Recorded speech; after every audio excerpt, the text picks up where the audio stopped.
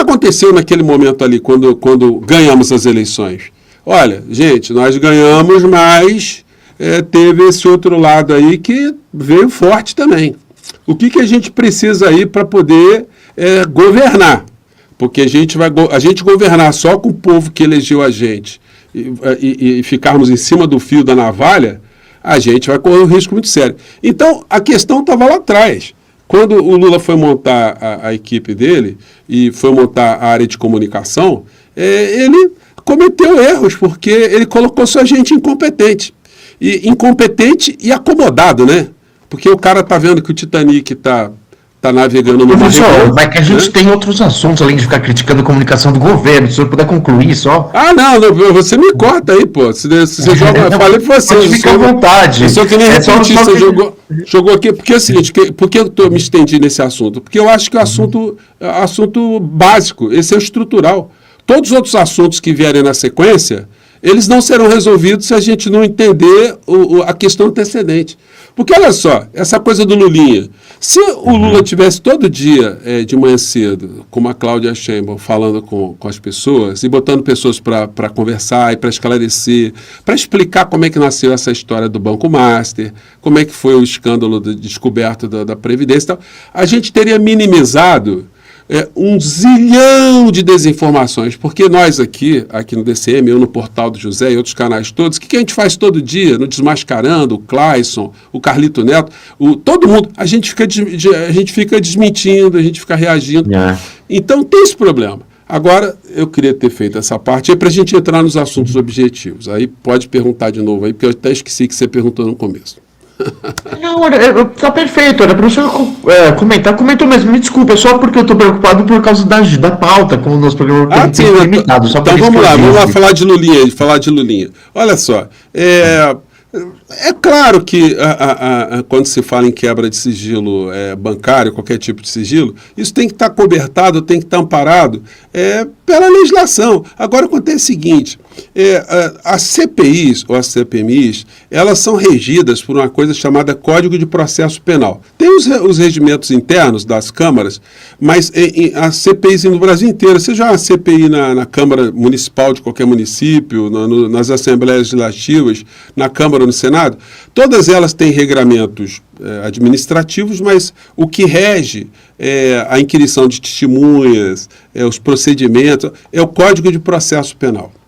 Tudo ali tem que ser dentro dessa base aí. E os deputados, senadores, vereadores, quem comanda alguma CPI, está preso ao que determina o Código de Processo Penal, porque o papel dessas pessoas é análogo ao papel que um delegado de polícia desenvolve. É a mesma coisa. O delegado de polícia, o delegado de polícia civil, o delegado de polícia federal, eles também estão regidos pelo Código de Processo Penal. Então, às vezes eu já falei isso em sala de aula com alunos, eu falei assim, olha só, o delegado de polícia ele pode constranger uma testemunha? Não.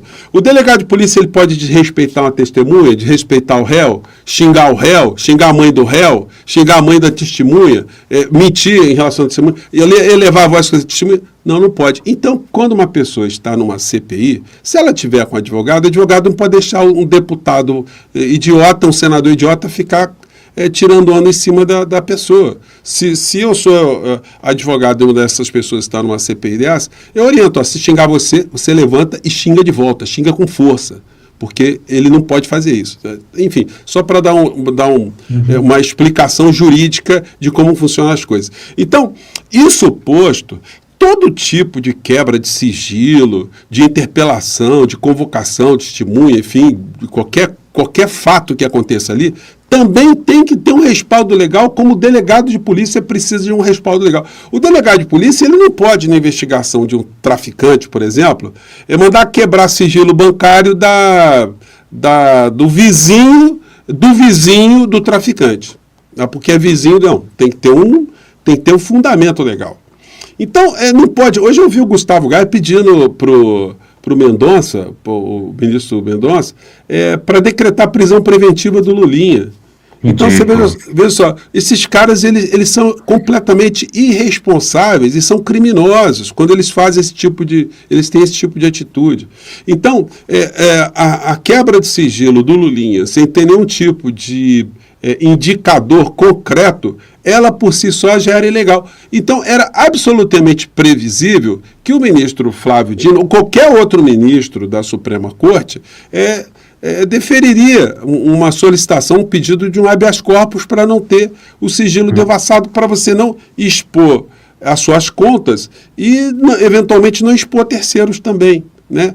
Agora, muitas pessoas até perguntam, mas o Lulinha já não poderia, desde o começo, apresentar as contas bancárias? Não, porque é uma questão também que envolve política. Você está submetido aos caprichos de gente sem escrúpulos, também é uma coisa complicada. Então, esse tipo de situação também requer tanto o entendimento jurídico como o entendimento político. Agora, nós todos sabemos, até pessoa mais desligada do mundo, que isso tudo, quando se fala do nome de Lulinha, se visa apenas atingir o presidente da República. Todo mundo sabe disso.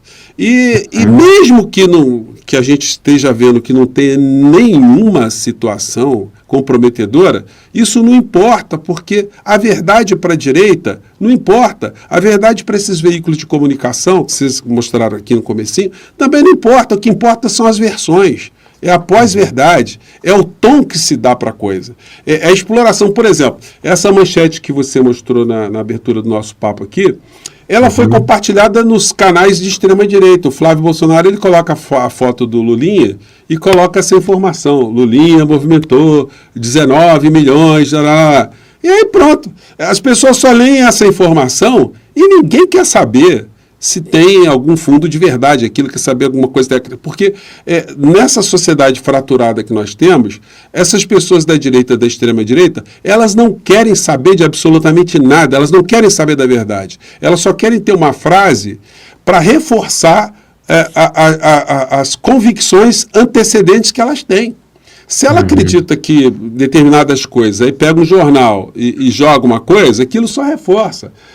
Então, nós temos uma missão gigantesca, que é a missão de enfrentar essa lógica, e se a gente não dominar as pautas, se a gente não ditar a narrativa, como se usa muito, olha, vai passar essa história aí do Lulinha ser atacado, e daqui a pouco vem outra. E a outra vai deixar a gente numa posição reativa. Quando ela estiver esfriando, aí vem outra. E aí, quando chegar na campanha eleitoral, o acúmulo de situações mal entendidas, mal explicadas, mal interpretadas, as mentiras, olha, isso vai causar um risco para a gente muito grande da gente ter um problema nessa eleição de 2026. Eu estou torcendo para o Lula ganhar no primeiro turno. Eu acho que tendo 2 turnos vai ser um negócio ruim para a gente, vai ser um negócio ruim para o Brasil. Mas do jeito que as coisas estão, olha, a gente não vai poder, a gente vai acabar no momento não conseguindo escapar dessa história. A gente tem pautas aí importantes, como, por exemplo, o fim da pauta 6x1, que está dormindo em berço esplêndido lá, tá agora quem está tomando conta disso, o negócio saiu da Érica Hilton e foi parar no Hugo Mota, com o relator do União Brasil da Bahia, que ninguém sabe quem é o cara, né? Então, se a gente deixa de dominar as pautas, a gente dá muita bobeira para os inimigos, né? E aí, a impressão que eu tenho é que o povo que está lá junto com o Lula, está lá na comunicação, eles estão, o mantra deles é a música do Titãs. O acaso vai me proteger enquanto eu andar distraído. Então, se eu andar distraído, o acaso, olha, vamos deixar que o acaso aí vai nos ajudar. Só que não é assim que as coisas andam, né?